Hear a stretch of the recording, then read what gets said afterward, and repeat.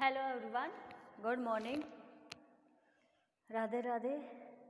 अपन पढ़ रहे थे अधिकतम शक्ति संचरण प्रमेय। क्या पढ़ रहे थे? शायद 5 नंबर की थी, अधिकतम शक्ति संचरण प्रमेय, यही थी शायद। चलो जी, इसमें अपन ने इक्वेशन निकाली थी सेकंड नंबर, वैल्यू पुट की थी ना पी के अंदर, EEQ upon RL plus REQ और plus iota XL plus XEQ और इसका मोड का स्क्वायर, और ये क्या था? RL। यहाँ तक अपन ने कल पढ़ा था, ठीक है।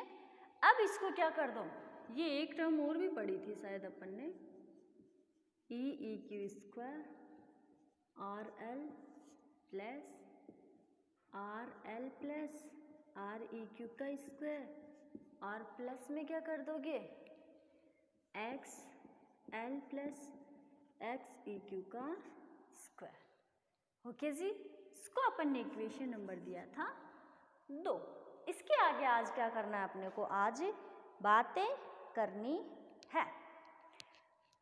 अब आपने पढ़ा अधिकतम शक्ति हेतु कुल प्रतिघात, एक ये मान के चलो। अब अपने को यहाँ पे क्या करना है? P की वैल्यू निकालनी है। तो इन दोनों टर्म में से एक टर्म को, या फिर कहने का मतलब क्या है, जब भी आप मान लो शक्ति के मान को अधिकतम करना है, मान लो इस पावर के मान को आपको क्या करना है? शक्ति के मान को, या यूं मान लो इस वाले पार्ट को आपको अधिकतम करना है।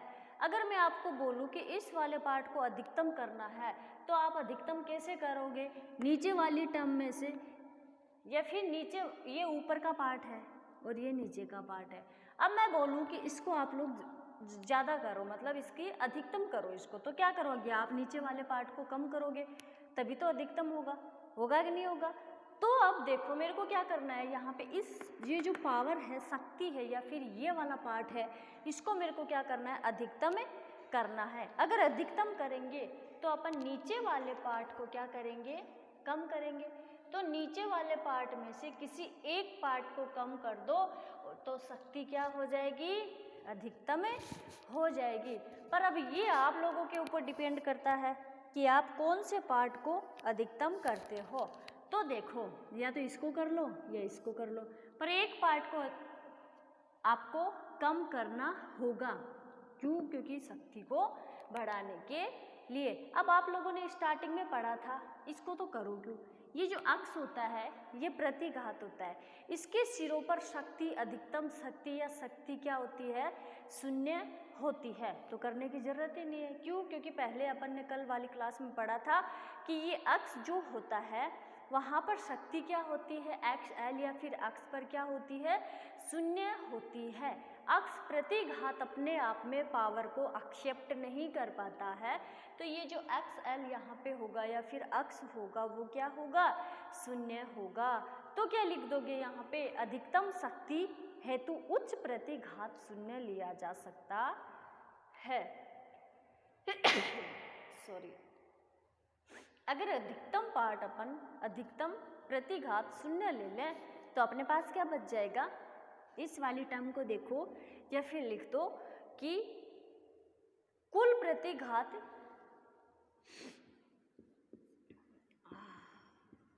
टोटल प्रतिघात की बात कर रहे हैं, तो देखो ये वाली पूरी टर्म हटा दो यहाँ से, कुल प्रतिघात शून्य लिया जा सकता है।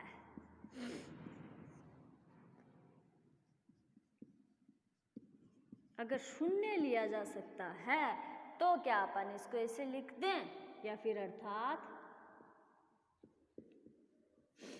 XL प्लस XEQ इक्वल 0, या फिर इसको ऐसे लिख दो XL equal minus XEQ। Q. ये कहीं आपको याद आ रहा है क्या कि x L equal minus x E Q इस इक्वेशन, इस प्रमेय के अंदर अपन ने कहाँ पढ़ा था? याद आ रहा है क्या कुछ? स्टार्टिंग में मैंने बोला था कि मेरे को अपन को क्या प्रूफ करना है। प्रूफ के अंदर एक ये वाली कंडीशन भी थी कि नहीं थी? थी। तो अपने पास एक चीज़ तो ये आ गई, यहाँ पर आई कि नहीं आई?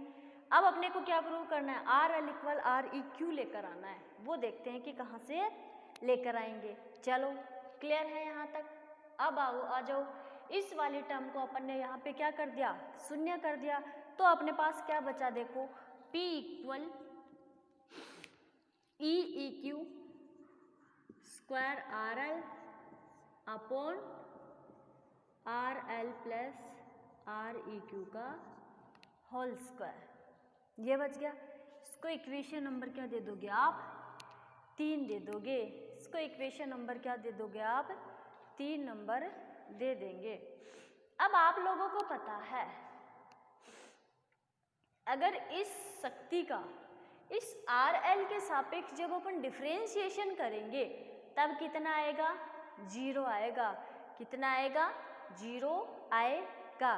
तो समीकरण 13 से, या फिर देखो ऐसे कर देते हैं, ये जो पावर है इसका इस आर एल के सापेक्ष जब अपन डिफरेंशिएशन करेंगे, कहने का मतलब D P upon D are equal 0 होगा। ठीक कब होगा? जब इस P का आर एल के सापेक्ष करेंगे तब होगा। ठीक है। अब अपने पास क्या इक्वेशन आ गई? D P upon D R L, और P की वैल्यू अपने पास इक्वेशन नंबर 3 के अंदर है। तो D upon D R L को साइड में ले लो और P की जगह इक्वेशन 3 की वैल्यू पुट कर दो। तो समीकरण 3 से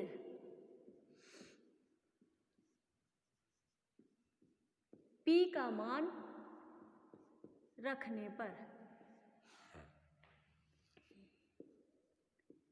चलो जी, अब रख दो D upon D R L, oh sorry P की वैल्यू क्या है अपने पास? ई ई क्यू का square R L upon R L plus R E Q का स्क्वायर इक्वल में क्या चल रहा है? 0। इस 0 को हमेशा याद करके चलना है, इक्वल में लगा के चलना है, क्योंकि बहुत से टर्म अपने को इस साइड ले जाके क्या करनी है? 0 करनी है। अब अपन क्या करेंगे? इस ई ई क्यू को उठा के बाहर ले आओ। ये लो जी, बचा क्या अपने पास? D upon D R L, अंदर क्या बचा? Are L upon R L plus R E Q का स्क्वायर इक्वल 0। अब क्या कर लेंगे? इस ये जो ई ई क्यू स्क्वायर है इसको इधर ले जाके क्या कर देंगे? 0 कर देंगे। और ये जो 2 वाली टर्म अपोन में है इसको कहाँ ले जाएं? ऊपर ले जाएंगे। तो ये किस में हो जाएगी? माइनस में। तो D upon D R L R L plus R E Q minus 2 equal 0। सही है? कुछ नहीं किया है। क्या किया है? ये इसको इधर ले आए, ये वाली टर्म ऊपर ले आए, तो किसमें हो गई? माइनस में। अब इसका अपन डिफरेंशिएशन करेंगे आर एल के सापेक्ष। आ जाओ तो फिर कर देते हैं। आर एल का आर एल के सापेक्ष करो तब क्या आ जाएगा? 1 आ जाएगा कि नहीं आ जाएगा? और इसको यूं का यूं रख दो तो फिर are L plus R E Q का स्क्वायर हो गया। अब इस आर एल को यूं का यूं रख दो, रख दिया। ये जो 2 है इसका करोगे तो -2 क्या कर लो? पहले ले लो। क्या करोगे? -2 पहले ले लेते हैं। अब क्या हो जाएगा? Are L plus R E Q minus 3 होगा कि नहीं होगा? आर एल का आर एल के सापेक्ष डिफरेंशिएशन किया तब क्या आया? 1। इसको यूं का यूं छोड़ दिया। अब क्या करोगे? आर एल को यूं का यूं छोड़ दो और इस वाले टर्म का कर दो। माइनस स्क्वायर में है तो -2 पहले ले लो। अगर इसका डिफरेंशिएशन -2 माइनस स्क्वायर के सापेक्ष करोगे तो कितना होगा? -3 होगा। तो यू की यू लिख के क्या कर दो? -3 कर दो। इसका हो गया। अब बात करते हैं इस अंदर वाले की डिफरेंशिएशन की, तो क्या आ जाएगा देखो, हाँ आर एल का आर एल के सापेक्ष करोगे तो कितना आएगा 1 आएगा। अब आर एल का आर ई क्यू के सापेक्ष करोगे तब कितना आएगा 0 आएगा, तो इक्वल में क्या हो जाएगा 0। आ जाओ जी, हाँ कुछ नहीं है, सब सही है। अब क्या करेंगे d अपॉन, अपने पास कौन सी टर्म आई, ये वाली टर्म, इसको जरा सा थोड़ा सा रिप्लेस कर लो।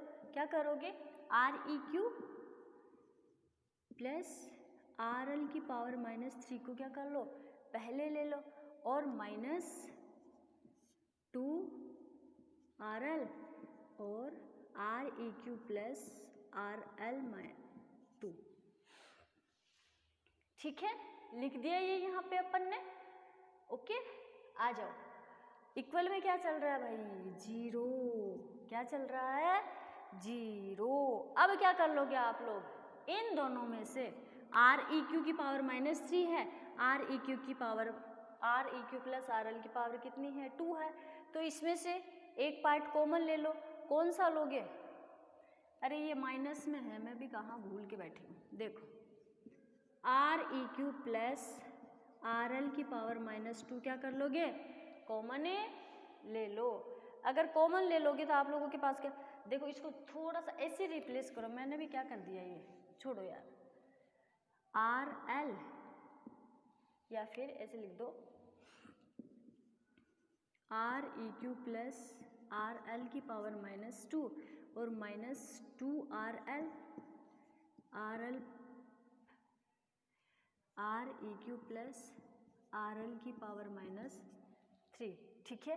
अब इसमें से आप लोग कॉमन ले लो क्या, are E Q plus R L की पावर -2, अगर ये कॉमन ले लिया तो आप लोगों के पास क्या बचा 1 -2 R L R E Q plus R L की पावर -3।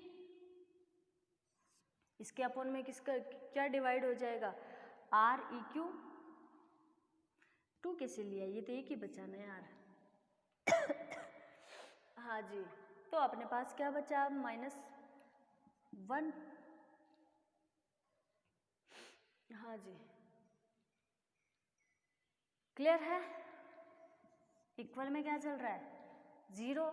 अब इस वाली टर्म को भी इधर ले जाओ तो किसकी हो जाएगी 0 की, तो फिर अपने पास क्या बच जाएगा, ये देखो 1 -2 R L R E Q plus R L,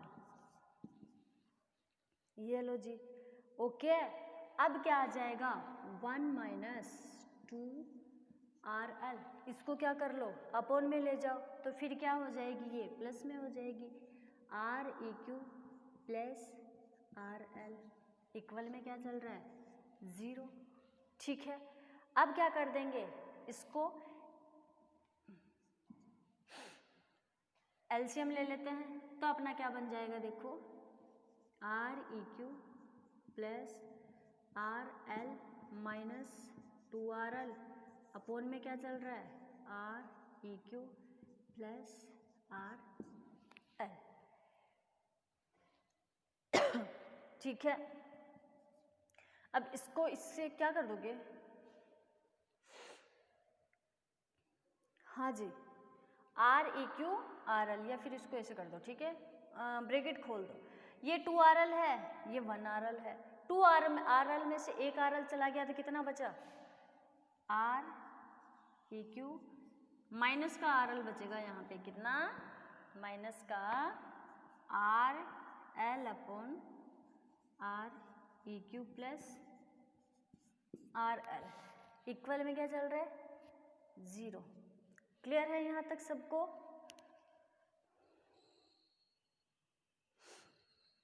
सबको क्लियर है भाई यहाँ तक। चलो अब अपन क्या कर लेंगे, देखो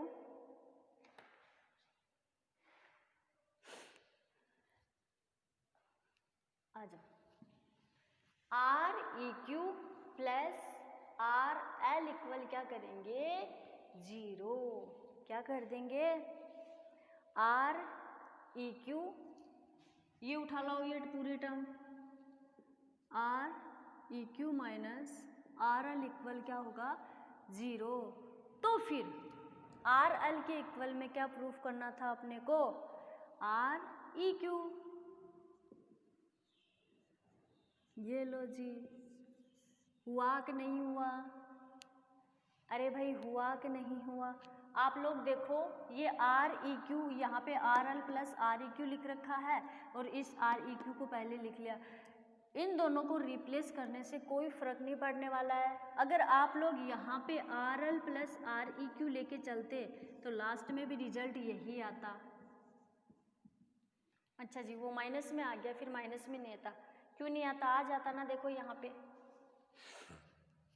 ये देखो यहाँ पे रिजल्ट आ जाता आप लोगों का माइनस में। फिर भी ये वाली ही टर्म आती, चाहे आपको इस तरीके से लिख लो या फिर are L plus R E Q तरीके से लिख लो। अब अपने को दो चीज़ें प्रूफ करनी थी, अपन ने कर दी। एक x L equal minus x E Q और एक R L equal are E Q.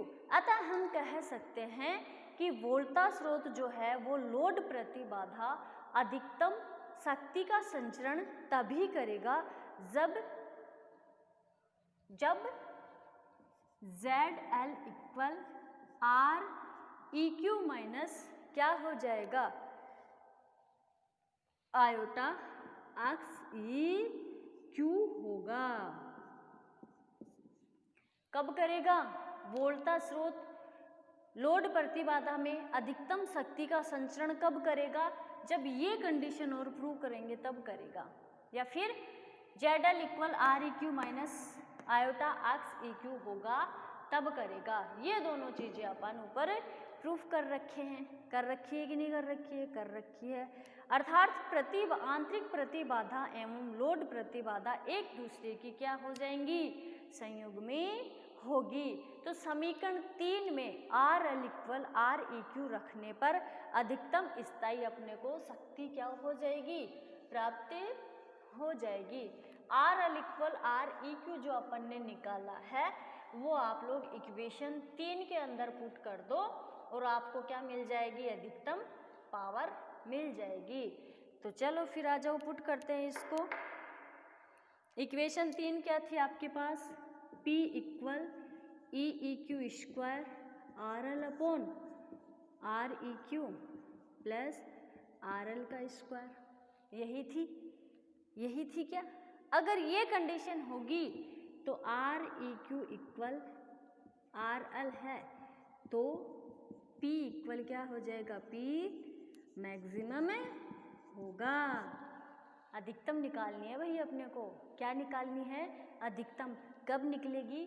जब R L equal are E Q रखेंगे, फिर are E Q equal R L रखेंगे, तभी अपने को क्या प्राप्त होगी? P मैक्सिमम प्राप्त होगी। तो चलो अपन कर देते हैं। P maximum equal E E Q square R L upon R E Q की जगह पुट कर दो R L plus R L का स्क्वायर। इसको सोल्व करोगे तब क्या आ जाएगा? E E Q square R L upon 4 R L का स्क्वायर आएगा कि नहीं? अरे ये क्या कर रही हैं यार? 4 आर एल आ जाएगा। अगर 4 आर एल आएगा तो यहाँ से एक कॉमन लेके आर एल से आर एल कट कर दो तो अपने पास क्या आ गया? देखो यहाँ पे P maximum equal E E Q square upon 4 R L. ये अपनी क्या है? अधिकतम शक्ति संचरण प्रमेय। ये अपन ने क्या कर दिया? यहाँ पे इसको प्रूफ कर दिया कि P मैक्सिमम इक्वल क्या होता है? E E square upon 4 R L. Clear है? ये अपना थ्योरम्स का पार्ट आज यहीं पर फिनिश होता है। ठीक है, अब अपन लेते हैं एक और टॉपिक जो कहते हैं, अपन क्या कहेंगे उसको? 3 टॉपिक लेंगे अपन, चालक, अर्धचालक और कुचालक। कौन कौन से लेंगे? चालक, अर्धचालक और कुचालक। चालक क्या होता है? देखो, एक होता है अपने पास चालक, एक होता है अपने पास अर्धचालक और एक होता है अपने पास कुचालक। ठीक है, अब इन तीनों में डिफरेंस क्या है? चालक आप किसको कहोगे? जिसमें आसानी से धारा प्रवाहित होती है। चालक किसको कहोगे? जिसमें आसानी से धारा प्रवाहित होती है। अर्धचालक किसको कहोगे? जिसमें थोड़ी कम आसानी से धारा प्रवाहित होती है। कुचालक किसको कह दोगे? जिसमें ना आसानी से ना थोड़ी सी कौन सी भी धारा प्रवाहित नहीं होती है। क्या बोला? ध्यान से सुनना। ये सेमीकंडक्टर का पार्ट ऐसा है कि आप लोगों के एग्जाम में नहीं आएगा। क्या नहीं आएगा? एग्जाम में नहीं आने वाला है, पर हाँ, जो 1 नंबर से लेकर 7 नंबर तक जो आपके क्वेश्चन आते हैं उसमें थोड़ा सा बेसिक कंसेप्ट पूछ लेते हैं। अगर ये बेसिक कंसेप्ट आप लोगों ने अभी जो मैं पढ़ा रही हूँ, अगर ये आप लोगों को नहीं पढ़ाया तो आगे पूरी क्या है, सेमीकंडक्टर का पार्ट पढ़ा है, इलेक्ट्रॉनिक्स आप लोगों को समझ में आने वाली नहीं है। इसलिए ये बेसिक कंसेप्ट करवाना अपना जरूरी है अपने को, और आप लोगों को भी समझना इसको क्या है, जरूरी है। ध्यान से सुनना। चालक, अर्धचालक और कुचालक। चालक क्या होता है? जिसमें आसानी से धारा प्रवाहित होती है। चालक में क्या होता है? आसानी से धारा प्रवाहित हो जाती है। अर्धचालक किसको कहोगे? जिसमें थोड़ी कम आसानी से धारा प्रवाहित होती है, उसको आप क्या कहोगे? अर्धचालक। और कुचालक किसको कहोगे? जिसमें ना आसानी से, ना थोड़ी, ना ज़्यादा, ना कम, किसी भी प्रकार की धारा प्रवाहित नहीं होती है, उसको आप लोग क्या कह दोगे? कुचालक कह दोगे। तो सबसे पहले अपन बात करेंगे अपने किसकी, और आप लोगों के चालक, अर्धचालक और कुचालक में से जो सबसे ज़्यादा काम आने वाला है वो कौन सा है? अर्धचालक है। अब अपन बात करेंगे कि अर्धचालक क्या होता है। ऐसे पदार्थ जिसकी चालकता कुचालकता पदार्थ से अधिक हो, किसको कहोगे? अर्धचालक पदार्थ। ऐसी चालकता या फिर ऐसे पदार्थ जिनकी चालकता कुचालक पदार्थ से अधिक हो। चालक, अर्धचालक, कुचालक। बात किसकी कर रहे हैं? बीच वाले की। तो ऐसे पदार्थ जिनकी चालकता कुचालक पदार्थों से क्या हो? अधिक हो, उन्हें अपन क्या कहेंगे? अर्धचालक पदार्थ कहते हैं। परम शून्य ताप पर सभी अर्धचालक कुचालक की तरह व्यवहार करते हैं। क्या करते हैं? परम शून्य ताप पर जितने भी जो अर्धचालक होते हैं ना, वो कुचालक की तरह व्यवहार करते हैं। परम शून्य ताप कहने का मतलब 0 टेम्परेचर के ऊपर जो अर्धचालक पदार्थ है वो किसकी तरह बिहेव करने लग जाते हैं? कुचालक की तरह। क्यों? क्योंकि उसमें भी धारा प्रवाहित होना बंद हो जाती है। इसलिए परम शून्य ताप पर अर्धचालक, सभी अर्धचालक कुचालक की तरह व्यवहार करते हैं। एक चीज और, अर्धचालकों की प्रतिरोधकता कितनी होती है? अर्धचालकों की प्रतिरोधकता 10⁻⁻1 से लेके 10⁻7 10⁻1 से लेके 10⁻7 ओम इंटू मीटर होती है। याद रख के चलना। एग्जाम में छोटे क्वेश्चनों में पूछ लिया जाता है क्या कि अर्धचालकों की प्रतिरोधकता कितनी होती है? तो कितनी होती है? 10⁻⁻1 से लेके 10⁻7 ओम इंटू मीटर होती है। क्लियर है यहाँ तक? अब बात करते हैं प्रकृति में जर्मेनियम और सिलिकॉन 2 शुद्ध अर्धचालक होते हैं। क्या होते हैं? अपन या फिर ऐसे मान लो कि बात ही अपन किसकी करेंगे? जर्मेनियम और सिलिकॉन की। ठीक है, देखो प्रकृति में जर्मेनियम, सिलिकॉन शुद्ध अर्धचालक होते हैं। जो शुद्ध अर्धचालक होते हैं उनको आप क्या कहोगे? नेज अर्धचालक चालक, क्या कह दोगे, नेज अर्ध चालक भी कहा जाता है। इन्हें बाह्य कोश में इलेक्ट्रॉन की कमी होती है। क्या होती है, जो जर्मेनियम और सिलिकॉन जो होता है इसके बाह्य कोश में किसकी कमी होती है, इलेक्ट्रॉन की कमी होती है। एक परमाणु 4 सहसंयोजी बंध बनाता है जिनकी संख्या क्या होती है या जिनकी संरचना क्या होती है, समचतुष्फलकीय होती है। देखो आप लोग जानते हो चालन बैंड और संयोजी बैंड क्या होता है। चालन बैंड और संयोजी बैंड के बीच जो अपन डेल ईजी से जिसको रिप्रेजेंट करते हैं ना, वो क्या होता है, अपना ऊर्जा अंतराल होता है। कितना, वर्जित ऊर्जा अंतराल। अब अपन एक चालन बैंड लेंगे और एक संयोजी बैंड लेंगे, दोनों के क्या लेंगे, अलग अलग लेंगे, जर्मेनियम का और सिलिकॉन का। ठीक है, तो सबसे पहले अपन देखो बात करते, चालन बैंड जानते हो क्या होता है, इस तरीके से पढ़ा था कहीं 11th 12th क्लास में। ये क्या है अपना चालन बैंड, है कि नहीं है? और एक ऐसे नीचे वाला बॉक्स बनता है, वो क्या होता है अपना संयोजी बैंड। होता है कि नहीं होता है? होता है। तो चलो फिर ये क्या है, संयोजी बैंड। ठीक है जी, एक ऐसे ही इधर बना लो। अब मैडम ये दो दो क्यों बना रहे हो आप, देखेंगे, देखो दो क्यों बना रहे हैं। ये लो, ये अपना कर दो चालन बैंड। एक और बना दो नीचे इसके जस्ट, ये लो जी, ये क्या है, संयोजी बैंड।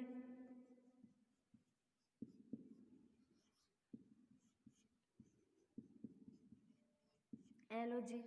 अब इसके बीच में ये जो डिस्टेंस बचती है ना, इसको आप लोग क्या कहोगे, डेल ईजी से रिप्रेजेंट करते हो इसको, किससे, डेल ईजी से रिप्रेजेंट करते हो।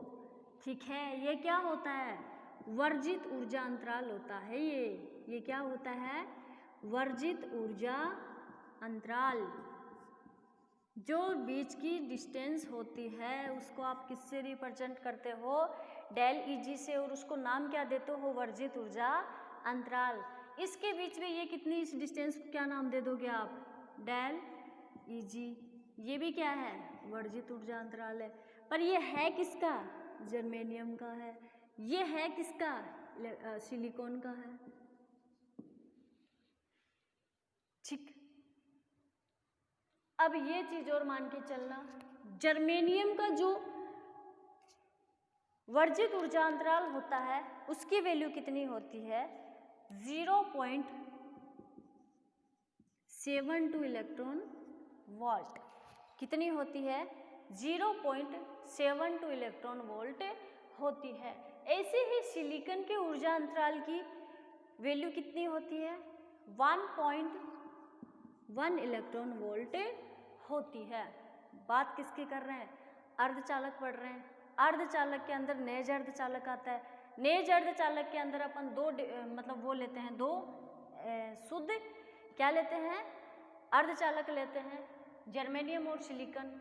तो जर्मेनियम का जो आपको अगर मान लो पूछ ले एग्जाम के अंदर कि जर्मेनियम का ऊर्जा अंतराल कितना होता है, तो कितना लिखोगे, 0.72 इलेक्ट्रॉन वोल्ट।